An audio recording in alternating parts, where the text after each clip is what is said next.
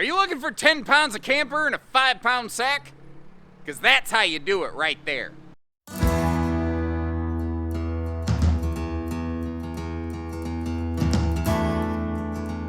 Hey everybody, Josh RV Nerd here with Bish's RV with an 18TO Wolf Pup. This is a very interesting model in that it's like the smallest thing I've ever seen with a full, what you could call super slide.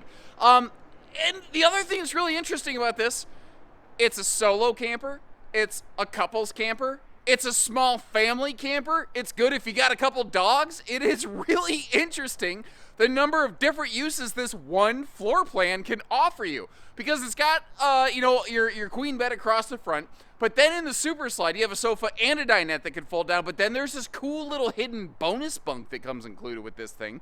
So it's a small little trailer that could sleep 1 to 5 people, frankly, or a couple dogs. I know that even a small dog occupies the space of a big human. Anyone else's little dog eat up half the bed. It is fairly heavy as far as a single axle goes, but it still has a maximum GVW of about 5,000 pounds. So this is an interesting in-betweener get-out-of-jail-free card that can sometimes work for people who have a limited tow capacity or a small parking space. They can't fit a big camper, like a big giant bunkhouse somewhere else. This can be that one in-betweener that gets the job done. Now, it's not without its little hiccups. As a result, it is kind of what I'm going to lovingly call a mutant, but it's also got some really cool features that are really hard to find in a little trailer like this. Let me know what you think. Hit that subscribe button, like our video, and let's get rolling. Woo! And like I said, this is how you get big space in a small trailer. There's a lot of people who I think might say there's no way I'd put that kind of weight on a single axle camper. And to that I say, no sweat. We've got tandem axle options for you, but they're a little bit larger, a little bit more heavy, a little bit more expensive, This is a trick pony. Totally admittedly, this is not for everybody. But I would still be very interested, even if you're like, I don't care. Even if you still would rather have it on tandem axles, leave me a comment. I don't care. I really appreciate feedback people offer here. Now, the Wolf Pups here, what's really cool about these is they are really close to a near part-for-part match with their tandem axle big brother Grey Wolves. And that includes a full-size roof AC, 6.5-foot sidewalls. You still have the same ceiling subwoofer over here. Although I'm not going to tell you this thing has the most amazing sound system in the world, but it's not terrible.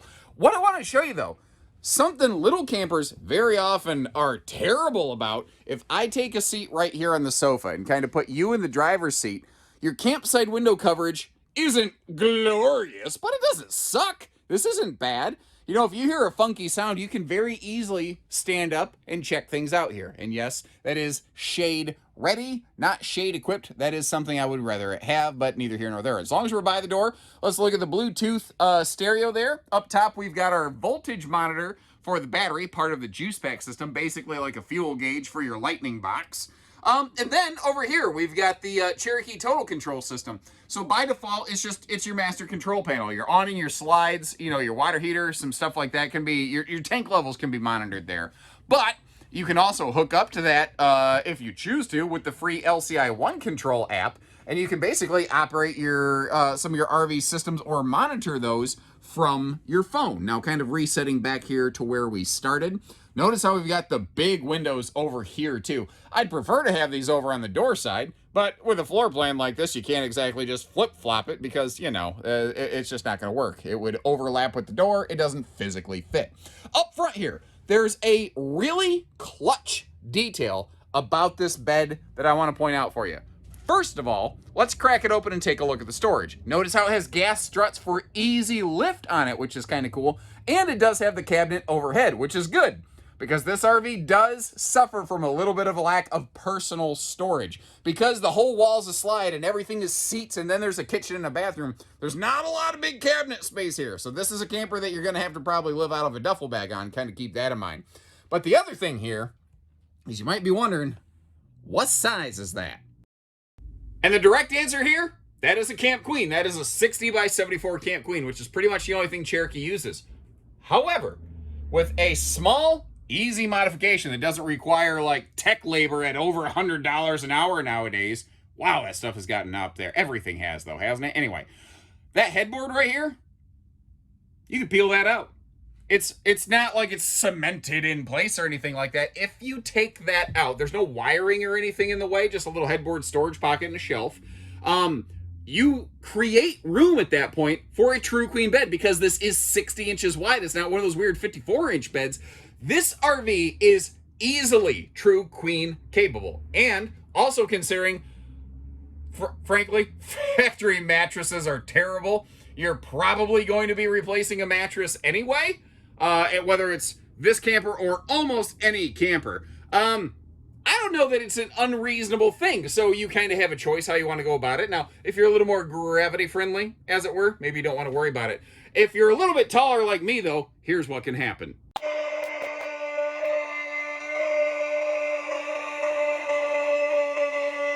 And with acting talent like that, I really can't figure out why George Lucas hasn't called me back. I keep sending him my audition tapes, but I think he blocked my email. Does anyone have George Lucas's number? I mean, anybody? Anyway, so over here, the big super slide. Those are about the biggest windows you're going to find in a little camper. And yeah, they're over on the driver's side of the RV, but it's the best you're going to get in a little trailer like this. And with this having that full super slide, it opens it up in here nicely, although I'm not going to try to trick you with a fisheye camera angle lens. I don't like that nonsense personally. Now, like a bigger Grey Wolf or something, you have a full super slide. But remember I said that this can be a decent guest sleeper. Check this out, Batman. So the sofa folds down, then there's a sneaky little bonus bunk that flips out above that. It has its own free-floating mattress. And again, full admission here, full transparency. You are going to have to find some place to stuff that mattress during the day when you're not using it. A lot of people, though, will just throw it up against the headboard area of the bed on that front wall. It'll be out of the way, no big deal. And if you're not going to use it, just don't bring it. You've got the full extension drawers down here in that dinette, which, again, one of the bigger chunks of storage in this RV, which is very, very valuable in this little space right here. TV hookup, I think, is a little bit of an afterthought back here on the rear wall. At the same time, though, if you're stuck inside on a rainy day, I think you'll take any level of entertainment you can get. Half the time, my daughter just sits there on her phone watching YouTube. Although, the one thing she doesn't watch on YouTube, her old man.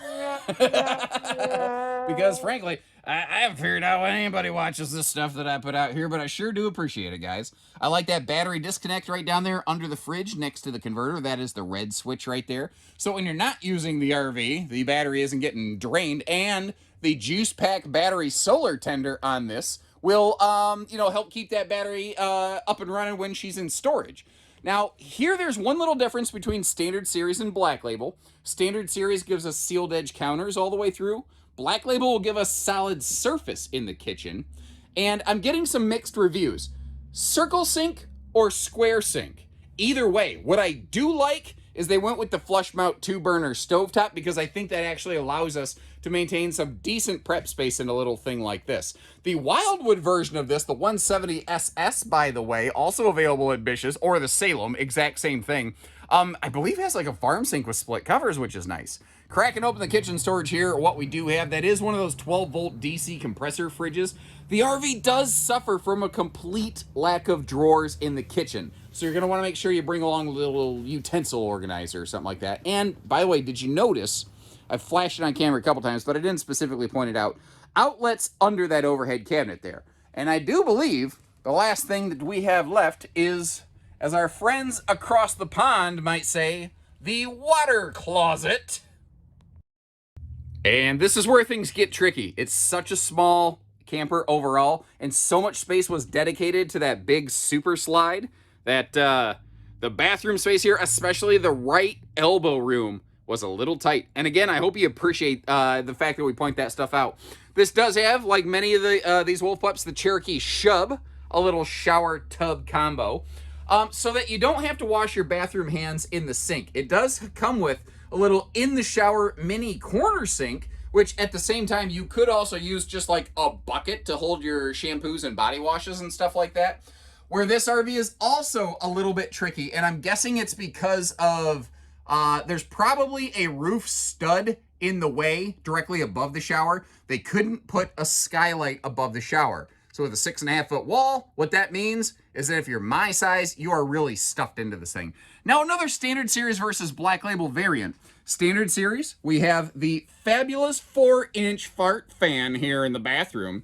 In the Black Label series, though, you will upgrade to one of those bigger Max Air style XL fans like you'd find in a bigger Cherokee or Grey Wolf. And remember, I said when you're traveling or during the day, you need to find a spot to place that mattress. That is what I was talking about right there. During the day, it's out of the way, and frankly, if you travel with pets, that's probably where they're going to want to chill during the daylight hours. I know I would. And a quick look here, well, try to be quick. I have this bad tendency of talking too much. That's why I'm not really good at like YouTube shorts. I never shut up. My wife will confirm. With the slide closed here, obviously the front bed's accessible, the sink, the refrigerator, but the bathroom, I'm too much of a child not to laugh when I talk about bathrooms and say the word but, even if it's with one T instead of two in the same sentence, is lost.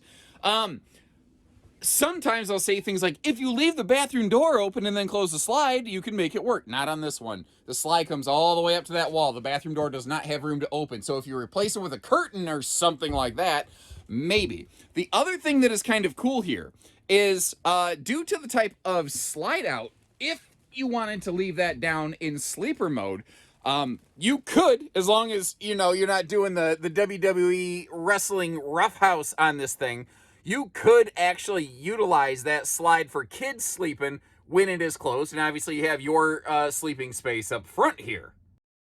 So where I thought that might be kind of cool is, yeah, we lose the bathroom, but what if you're able to pull into a rest stop, but not deploy the slide out? Which, remember though, this is a 7-foot slide, so you do actually have a little bit more parking space room to maybe do that. You do want to make sure this is the type of slide you only fully open or close. If you only half open at one time, you're not going to break it, by the way. You just don't want to continually do that. You'll slowly pull it out of alignment. Anyway, let's say you pull into a place that has bathroom facilities. Okay, so you can take quick potty stops. You can get it near. You can make the kids a sandwich or something like that. You could sleep for a couple hours overnight if it's a long trip. Maybe you're delayed or something like that. Wake up in the morning, continue on to your destination. So it still offers some ability for travel stop function, maybe not full ability. And that's the extra info that we always want to give you here at Bish's RV. That's why I take the time to close this stuff up and look around it like this. If you appreciate that extra effort, make sure you hit that subscribe button. And let's hop outside here. What was I gonna say? Uh-oh. I hope it wasn't important. Now, as we step outside here, first a quick housekeeping note. I don't know about you, but when I see a big blue X on the front of a trailer, it doesn't inspire confidence. So I'd like you to understand why that is there. This RV has been earmarked to go to one of our local show events that is likely going to have concluded by the time this footage ends. The good news is we can get you a good deal any day, every day at Bish's RV. There's nothing at a show that we couldn't do for you every day. I've always said that, and I still say that. I still firmly believe that. So anyway, that's why that's there. These little blue X's are just little indicators that these are the units that we need to have staged so that the drivers know which ones they're hauling. Now, it seems silly to look at anything except the super slide out here first, since that's really one of the main calling card of this floor plan. She is slide awning ready. So you can slide to the left, you can slide to the right, then you freeze, and everybody clap your hands. And I guarantee at least like 5% of people at home started clapping along that. Now, down here, this is kind of a classic thing where there's a little bit of storage under and behind the sofa in the slide. You don't see that a lot nowadays. Rockwood does some of that, but this RV has such limited storage capacity, they want to make sure they utilized every little square inch.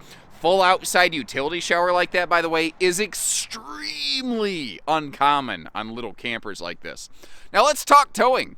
We're going to say 4,165 pounds dry weight, something like that, as we're seeing this one here. Now that is with the Adventure package, which is going to have the larger tire package, a little axle lift. That is adding a little weight, but not a terrible amount above the base model. It has a maximum GVW typically of about 5,000 pounds. So you want to make sure that your tow rating is at least 5,000 pounds, if not more. And frankly, I would prefer that to be above 5,000 if at all possible. The more it's above 5,000, the happier you're going to be, the better towing experience you're going to have. I do want to mention, This is totally available in the Black Label package. If you want that sleek fiberglass skin look, absolutely available. However, that is going to add a chunk of weight. That this RV already has a very limited cargo capacity. I personally feel, even though that Black Label looks amazing, this is a floor plan I personally like best in the standard series, not with the extra weight added. That under the bed, whether it's inside or outside, again, huge storage, and again, notice that you have those struts to make getting in and out of this easy, whether you're on the inside or the outside. Some nice little things like that. Front and rear stabilizer jacks, that is something that you don't always find in single axles. And you see that little white flag hanging down right there in the very front? That is the propane cooker hooker in the event you wanted to attach a little gas grill or something like that on this. Now you do have that tempered glass front door, and it's interesting to me. Sometimes people have said, I'm worried about stones hitting that door and breaking. But think of how many big RVs, like big fifth wheels, go down the road every day with giant windows on the door side, and we never think twice about them. So, I mean, is it impossible for a stone to hit that door? No, it's not impossible, but it's not likely, and frankly, that's a higher grade of glass as compared to the common windows. The stable steps here, you can see you've got quite a bit of play left in those, especially with the adventure package, which is that larger tire package. And you see that little miniature diamond plate skirt at the bottom of the RV. That is part of the adventure package, along with an axle, like 2-inch lift kit. So effectively, this thing sits several inches higher up off the ground than it normally would. Over here, you've got what I'm going to call the little party station, the drink station, just a outside utility fridge. And this is 110 only, by the way. It's not 12-volt powered. Shocking, I know. Boom, electrical joke, nailed it. But because it has that little drawbridge door, you can use it like a little miniature prep table, which, I don't know, I personally like. Over here, it's not the world's biggest awning, but it's also not the world's biggest camper. You can see that under the awning, you do have outside TV hookups. The speakers that are about head level, which I like. They're not blowing the neighbors away. You got a place to tie down the old dog in the back corner right here. At the same time, that little leash latch, think about this. If it's going to be rainy overnight, or if you're just not getting good vibes from your neighbors, it gives you the ability to, like, maybe you've got some kids' bikes or some lawn chairs or something like that. It's kind of nice to know that you have those things secured to your camper overnight, so it can be used for more than just pets and drunken uncles, so keep that in mind. We are 7 foot wide, by the way, which is about how big I felt after the pandemic, although thankfully I have shed a couple pounds. I need to keep on that. But this means that, let me back up a little bit here. We're sitting next to a Cougar, which is an 8 foot wide body. And when you see them kind of side by side, the difference becomes a little bit more obvious. It makes a huge difference in terms of being able to see around the camper when you're towing. Not to mention, it's not as wide in the front. Less frontal area means easier, when you're pulling against a headwind or get passed by a semi. Up top, you got the LCI Insight backup camera, standard on here from the factory. Down below, with that, if I do say so myself, beautiful Bish's tire cover, we have the optional, strangely enough, spare tire on that cargo rack. That cargo rack has about a 200-pound capacity, by the way, before the spare tire is added. But that can be good for, let's say, it's a small rig, especially with the adventure package, helping get things like those sewer hookups higher up off the ground so they're not as inclined to get ripped off. Like you could put a small generator on the back there. You could put coolers. There's a lot of different things that you could do with this other than just making it like a bike rack or a spare tire holder. By the way, you do not need to take the spare tire off the back of this thing to drop that cargo rack. So that is one of the other things that sometimes people don't realize. You know what? I'm gonna show you. Because it occurred to me, this is a video. We can show you stuff. Mind-blowing, I know. And there you go. So the little pin that holds it in the upper position can just as easily keep it secure in the bottom position. One thing I want to tell you though, it does still bounce, wiggle when you're going down the road a little bit. It is getting jiggle bang back here because it is the furthest point all the way behind the axles.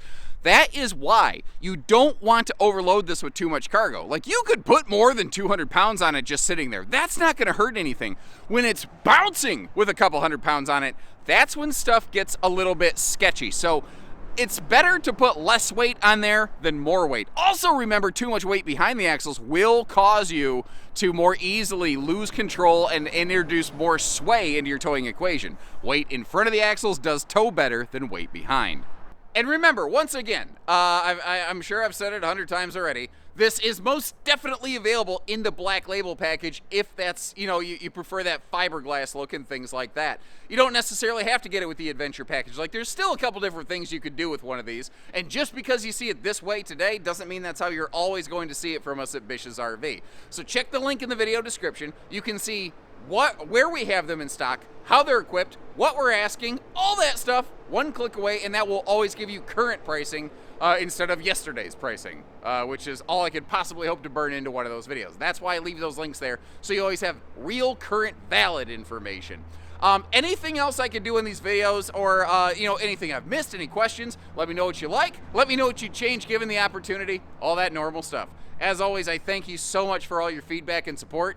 Take care, stay safe, have fun, and best wishes from Bish's, everyone.